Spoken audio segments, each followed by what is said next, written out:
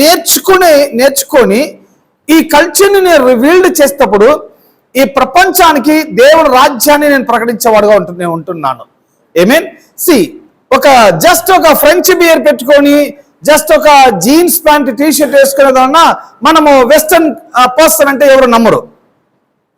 Mean just ఒక French beer, just ఒక మీరు మంచి వెస్టర్న్ డ్రెస్ అమ్ముతున్నారు ఇప్పుడు ట్రెండ్స్లలో. మనం వెళ్ళామంటే వెస్టర్న్ డ్రెస్, ఇండియన్ డ్రెస్ మనకు అడుగుతున్నారు.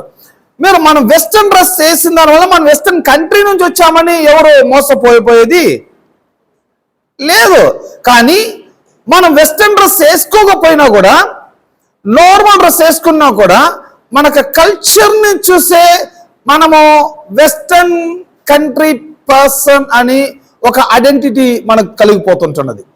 మీన్ ఇక క్రిస్టియానిటీ యొక్క పీపుల్ యొక్క ప్రాబ్లమ్స్ ఏంటంటే, చాలా క్రిస్టియానిటీ పీపుల్ వారు నేను ఒక క్రైస్తవుని, నేను దేవుని యొక్క కుమారుణ్ణి నేను ప్రజలకు చూపించాలి అని క్రిస్టియానిటీ పీపుల్ ఒక బ్యాడ్జ్, జీసస్ సేవ్స్ అనే ఒక బ్యాడ్జ్, అంటే వాళ్ళకి ఏంటంటే ఈ బ్యాడ్జ్ చూస్తే నన్ను ఒక క్రిస్టియన్ అని ఐడెంటిఫై అయిపోతుంది. సమ్ పీపుల్ వారి యొక్క డ్రెస్ కోడ్ ప్యూర్ వైట్ వేసుకుంటే నేను క్రిస్టియన్ అని వాళ్ళు అర్థమైపోతుంది. ఈ క్రిస్టియన్ అనేది ఇక డ్రెస్ తోనో ఒక మనం ఒక బ్యాడ్జ్ యొక్క ఐడెంటిటీతోనో మనం క్రిస్టియన్ అని చూపించాలని ప్రజలు ప్రయత్నం చేస్తున్నారు. కానీ ఒక పర్సన్ ఎవరిని తన డ్రెస్తో మనము ఐడెంటిఫై చేయలేము. మీన్ కల్చర్ మస్ట్ వచ్చి కల్చర్ బేస్ చేసి అతను ఏ కంట్రీ ఏ నేషన్ అని ఐడెంటిఫై అవుతుంది. కానీ పీపుల్ వచ్చి దీనికి ప్రయారిటీ ఇస్తున్నారు. డ్రెస్ ఇట్లా ఉండాలి, బ్యాడ్జ్ ఉండాలి. మనము బుద్ధిస్ట్ కల్చర్ మనకు అందరికీ తెలుసు. ఒక మెరూన్ ఒక డ్రెస్తో వాళ్ళు వేసుకుంటారు, వాళ్ళు బుద్ధిస్ట్.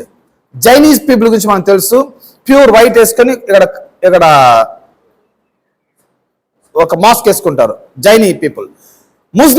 Muslims people. ఇలా ప్రతి రిలీజియన్కి ప్రతి ఒక ఐడెంటిటీ అనేది ఉంది. ఈ ఐడెంటిటీ బేస్ చేసి వారు ఈ రిలీజియన్ పీపుల్ అని మనము గుర్తించుకుంటున్నాము. దట్స్ సేమ్ లైక్ అలాగనే క్రిస్టియానిటీ పీపుల్ కూడా వారికి కూడా ఒక ఐడెంటిఫై ఉన్నది. వారు ప్యూర్ వైట్, ఇంతవరకు బ్లౌజ్ ఉండాలి, ఇదంతా ఫుల్ కవర్ చేసిన బ్లౌజ్ ఉండాలి, హ్యాండ్స్ ఉండాలి, ప్యూర్ వైట్ లో డ్రెస్ చేసుకోవాలి. మనం జ్యూస్ పెట్టుకోకూడదు, మనం కుంకుమ పెట్టుకోకూడదు, ఇంకా మల్లెపూలు పెట్టుకోకూడదు. ఇవన్నీ దేవుని రాజ్యానికి సంబంధించింది కాదు. మనం ఇలా పోతేనే మనని క్రిస్టియన్ పీపుల్ అని ఐడెంటిఫై చేసుకుంటారని చెప్పి పీపుల్ ఈ యొక్క డ్రెస్ కోడ్, ఈ యొక్క అవుట్లుక్, అపీరెన్స్ కి చాలా ప్రయారిటీ ఇస్తున్నారు. దీన్ని పెట్టి మనం ఈ రిలీజియన్ ఈ ప్రజలను చూపించుకోవచ్చని. బట్ ఒక్క విషయాన్ని గమనించుకోవాలి, ఇవన్నీ కూడా రియల్ కాదు. ఇవన్నీ రిలీజియన్. కానీ రియల్ ఏంటంటే కల్చర్.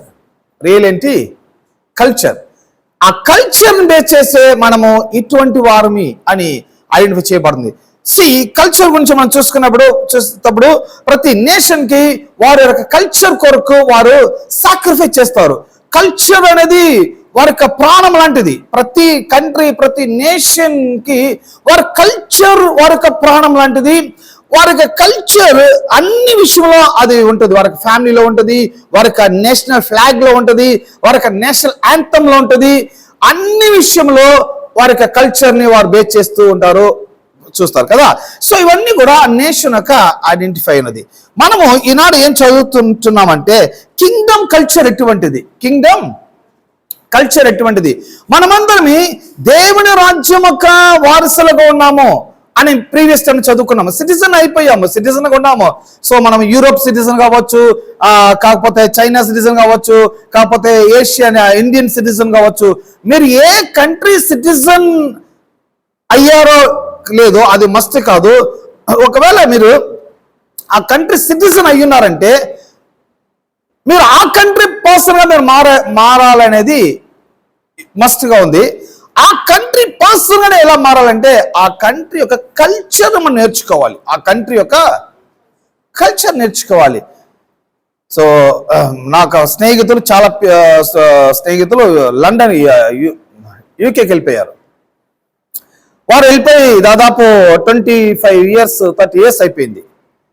వాళ్ళు ఇప్పుడు రిటర్న్ వస్తారు. ఎప్పుడన్నా సమ్మర్ హాలిడేస్కి లీవ్లు కాల వస్తారు, పిల్లలు తీసుకొని వస్తారు. వాళ్ళకి ఫాదర్ మదర్ చూస్తారు, అట్లా నన్ను కూడా చూసి వెళ్ళిపోతారు. మీరు 30 years ముందు వెళ్ళినప్పుడు అబ్సల్యూట్లీ టోటల్ ఇండియన్ లాగా వెళ్ళిపోయారు. 30 years దాటి వస్తున్నారు. ఇప్పుడు వచ్చేటప్పుడు టోటల్ గా యూకే సిటిజన్ లాగా, యూకే పర్సన్ లాగా వస్తున్నారు. వారు ఇతను ఇండియనా యూకే సిటిజన్ అని మనకు గుర్తించలేము, అంత టోటల్ చేంజ్. వారి డ్రెస్, వారి యొక్క మాటలు, వారి యొక్క నడుచుకునే విధము, వారు తినే విధము, వారి యొక్క బిడ్డల్ని నడిపించే విధము, బిడ్డలు మాట్లాడే లాంగ్వేజ్, స్లాంగ్ అన్ని కూడా టోటల్ గా చేంజ్ అయిపోయారు. సో ఇది నేను అడిగేవన్నీ ఎలా మారిపోయావంటే, సో ఆ కల్చరే డిఫరెంట్ ఉంది, ఆ కల్చర్ చాలా బాగుంది, అందుకని నేను ఆ కల్చర్ ఎక్కువ నేర్చుకుంటున్నాను.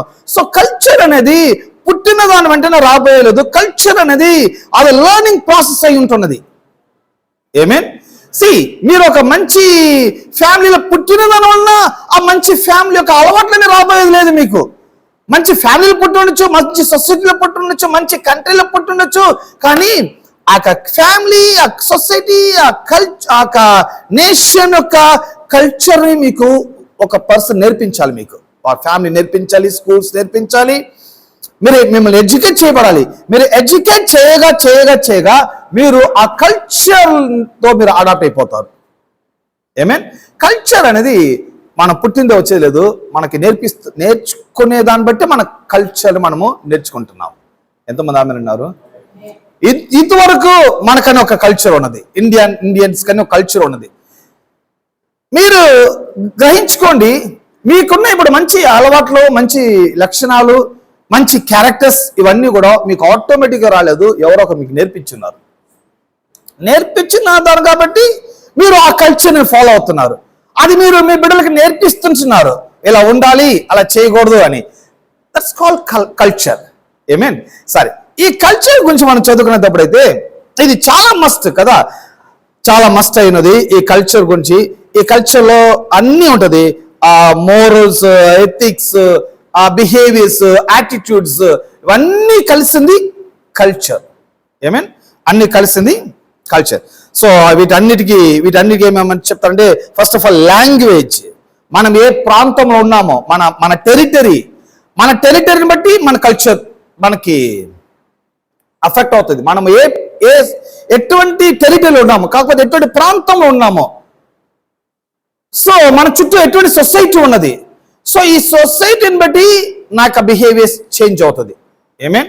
First of all land, second language, third laws, fourth constitution, fifth moral values. వీటన్నిటికీ ఒక పేరు పెట్టాలంటే కల్చర్. వీటన్నిటికి ఒక పేరు పెట్టాలంటే కల్చర్. మన లాంగ్వేజ్ అనేది మన కల్చర్, మనకున్న మన కంట్రీకి ఉన్న లాస్ మన కల్చర్, మన కల్చర్ని బేస్ చేసి మనకు లాస్ అక్కడ కాన్స్టిట్యూషన్ ప్రిపేర్ అవుతుంటుంది. సో ఈ కల్చర్ గురించి నేర్చుకునేటప్పుడు వాట్ ఈస్ కల్చర్, ఈ కల్చర్ గురించి మనము అంతగా ఎందుకు చదవాలంటే, యేసుక్రీస్తు ఈ లోకానికి వచ్చినప్పుడు ఆయన ప్రజలకి రిలీజియన్ టీచ్ చేయలేదు, ఆచారం టీచ్ చేయలేదు, సంబరాలు టీచ్ చేయలేదు. ఆయన ఉన్న కింగ్డమ్ యొక్క కల్చర్ నేర్పిస్తున్నాడు. ఆయన వేరే కింగ్డమ్ నుంచి వచ్చినారు, ఆయన వేరే టెరిటరీ నుంచి వచ్చినారు, ఆ వేరే ప్రాంతంలో నుంచి యేసు ప్రభు దిగి వచ్చినాడు. ఆమేన్. ఆయన ఉన్నది హెవెన్ అనే ఒక కింగ్డమ్, హెవెన్ అనే ఒక టెరిటరీ, హెవెన్ అనే ఒక బిగ్ ప్లేస్, ఒక మంచి ప్లేస్ నుంచి, మంచి కంట్రీలో నుంచి, మంచి ల్యాండ్ లో నుంచి, మంచి టెరిటరీ నుంచి యేసు ప్రభు పై నుంచి కింద దిగి వచ్చినాడు. సో ఆయన జీవిస్తుంటున్న ఆ language different, culture different, behaviours different, attitudes differents, అన్నీ కూడా ఆయన కంట్రీలో చాలా ఎంటైర్లీ డిఫరెంట్ ఉంది. కానీ ఆయన దిగి వచ్చారు చూడండి, ఎర్త్ యొక్క లాంగ్వేజ్, ఎర్త్ యొక్క బిహేవియర్, ఎర్త్ యొక్క యాటిట్యూడ్స్, ఎర్త్ యొక్క కల్చర్ టోటలీ డిఫరెన్స్ ఉన్నది. దేన్ని కంపేర్ చేయాలంటే కింగ్డమ్ కల్చర్ కి ఎర్త్లీ కల్చర్ కి టోటల్ గా డిఫరెన్స్ ఉంది. Amen? So heavenly Kingdom culture ఏంటంటే అబద్ధం పలుకకూడదు అనేది ఆ కింగ్డమ్ కల్చర్. అబద్ధం సాక్ష్యం చెప్పకూడదు, లస్ట్ ఉంచకూడదు, ఆశించకూడదు, హత్య చేయకూడదు, మోహపు చూపులతో చూడకూడదు. ఇవన్నీ ఆయన ఉన్న టెరిటరీ యొక్క, ఆయన కింగ్డమ్ యొక్క కల్చర్. కానీ ఎర్త్లీ కల్చర్ అలా కాదు. ఎర్త్లీ కల్చర్ ఎట్టన్నా ఉండొచ్చు, ఎట్టన్నా మాట్లాడచ్చు, ఎట్టన్నా జీవించవచ్చు, ఎట్టన్నా మనం మాట్లాడుకొని మనము అది మేనేజ్ చేసుకోవచ్చు. సో అటువంటి కల్చర్ లో పీపుల్ జీవిస్తుంటున్నారు. సో రిలీజియన్ కూడా ఈ యొక్క కల్చర్ని టీచ్ చేయకుండా, రిలీజియన్ మతాల్ని, సంప్రదాయాల్ని, ఆచారాల్ని టీచ్ చేసి ప్రజలకి ఒక మాయమాలంలో నడిపిస్తున్నారు. సో ఈవెన్ లైక్ క్రిస్టియన్స్ కూడా అలా అయిపోయారు. కానీ జీసస్ క్రైస్ట్ యొక్క ఆ కింగ్డమ్ కల్చర్ టీచ్ చేసేటప్పుడు ఆయన చెప్తున్నారు, ఫస్ట్ ఆఫ్ ఆల్ ఈ బ్లెస్సింగ్స్ గురించి ఆయన చెప్తున్నారు. బ్లెస్సింగ్స్ అనేది ఎట్ట వస్తుంది అనగా మాథ్యూ చాప్టర్ 5:3-10. మత్తయి రాసిన సువార్త పుస్తకము 5వ అధ్యాయం 3 నుంచి 10వ వచనం వరకు చదువుకున్నామంటే,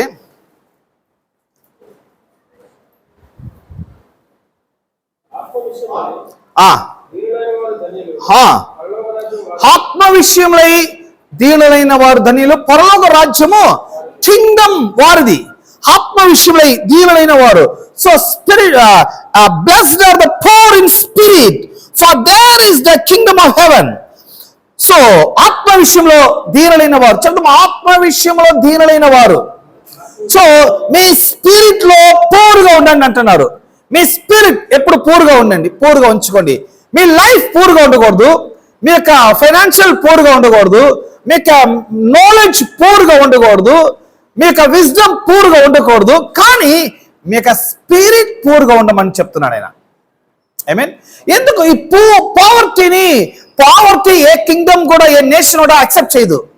కానీ ఇక్కడ పావర్టీ గురించి మాట్లాడుతున్నాడు ఆయన, పూర్ గురించి మాట్లాడుతున్నాడు. కానీ క్రిస్టియన్ పీపుల్ ఈ యొక్క ఆత్మ విషయంలో దీనులైన వారు ధన్యులు, పరలోక రాజ్యం వారు అటువంటి వారు అన్నప్పుడు వీరు ఎలా టీచ్ చేసేసారంటే, దీనులుగా ఉండేదే ధన్యవంత కార్యక్రమం. దరిద్రంగా ఉండాలి.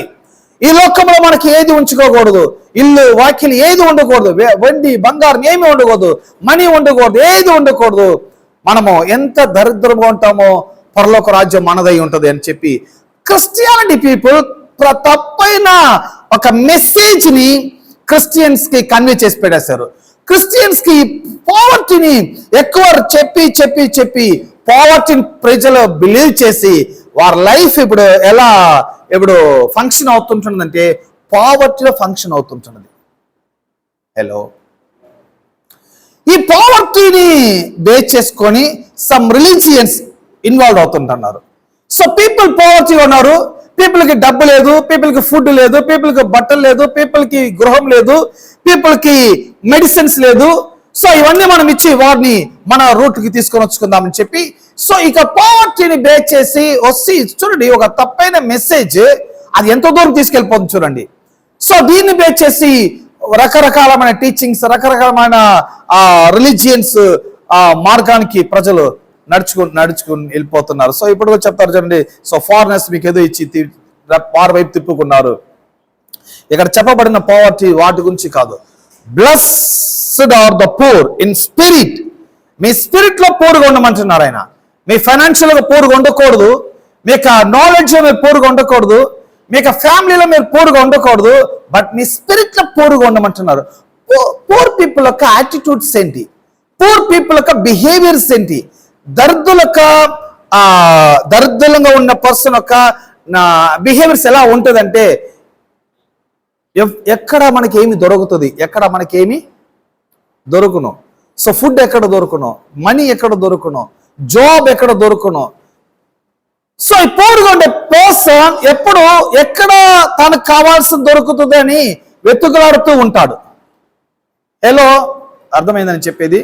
ఈ పూర్ పీపుల్, నేను చెప్పేది ఫైనాన్షియల్ పూర్ కాదు, స్పిరిచువల్ నార్మల్ పావర్టీ ఉండే కూడా ఎత్తుకులాడతాడు. అటువంటి పోరు మీరు ఉండండి.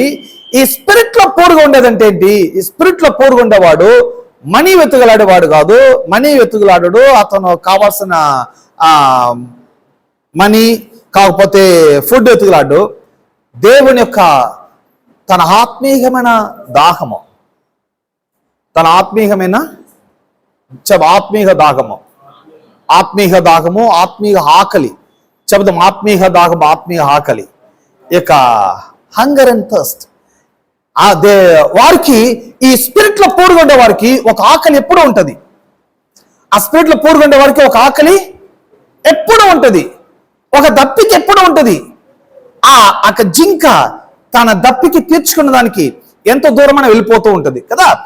సో ఈ స్పిరిట్ లో పూడుకుండే వారికి దేవుని తెలుసుకోవాలి, దేవుని వాక్యాన్ని తెలుసుకోవాలి, దేవుని రాజ్యాన్ని ఎరగాలి, దేవుని యొక్క ప్రెసెన్స్ లో ఉండాలి, దేవునిలో నేను ఐక్యత పడాలి, దేవునితో ఫెలోషిప్ ఉండాలి.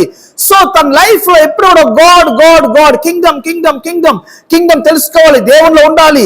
సో ఎవరైనా ఎప్పుడైనా వాక్యం చెప్తున్నారంటే ఇమ్మీడియట్ గా అతను దానికి సిద్ధమైపోతాడు. ఇక్కడ నుంచి ఒక 100 మైల్స్ ఒక దైవజనుడు వచ్చి ప్రసంగం చేస్తున్నాడంటే ఆ 100 మైల్ కి బస్సుకి టికెట్ ఉన్నా లేకపోయినా అట్లీస్ట్ నడిచిన వెళ్ళిపోతాడు. ఎందుకంటే తనకున్న ఆకలి, తనకున్న దప్పిక ఎవరు తీరుస్తారని చెప్పి ఎత్తుగాడుతూ ఉంటాడు. ఆమేన్. సో అటువంటి వారికి ఉండమని అని దేవుడు చెప్తున్నాడు. ఎప్పుడు మీకు స్పిరిట్ లో ఆకలితో ఉండండి, దప్పికతో ఉండండి. ఆమేన్. ఆ దాహం తీర్చబడాలి, తీర్చబడుతూ ఉండాలి. సో ఆకలి దప్పిక అనేది మానవుడు పుట్టిన రోజు నుంచి ఈ లోకంలో పోయేంత వరకు అది రెగ్యులర్ గా జరుగుతున్న ప్రాసెస్. అది లివింగ్ ప్రాసెస్. ఆకలి లేదు, దప్పిక లేదంటే అతను బ్రతకలేదని అర్థం. ఆమేన్. సో ఫిజికల్ గా మనం బ్రతికేదానికి మనకు మస్ట్ ఏముండాలి? ఆకలి, దప్పిక. ఇది తెలియాలి మనకి. సో డాక్టర్ మీకు సిక్ అయిపోయి డాక్టర్ దగ్గరికి వెళ్ళారంటే డాక్టర్ అడిగేది మీకు ఆకలి అవుతుందా? ఫస్ట్ లేదు సార్ 2 years ఆయన ఆకలి అవ్వలేదంటే సమ్ ప్రాబ్లం మీకు. ఆమేన్. ఫిజికల్ గా మీకు ఆకలి ఎంత మస్ట్ మీరు జీవించేదానికి స్పిరిచువల్ ఆకలి చాలా మస్ట్. దేవుడు అంటున్నారు ఆ స్పిరిచువల్ గా మీరు పూరుగా ఉండండి, స్పిరిచువల్ మీరు పూరుగా ఉండండి. అటువంటి వారికి రాజ్యం అటువంటి వారిది ఏంటున్నది. ఇది కింగ్డమ్ కల్చర్ లో number 1. Blessed are those who mourn, for they will be confounded. Blessed are the meek, for they will inherit the earth. Blessed are those who hunger and thirst for righteousness, for they will be filled. Blessed are the merciful. So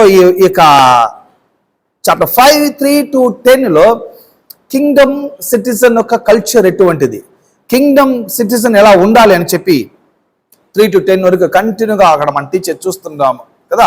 so next రాబో week లో మనం ఇక culture గురించి మనం చదువుకుందాము.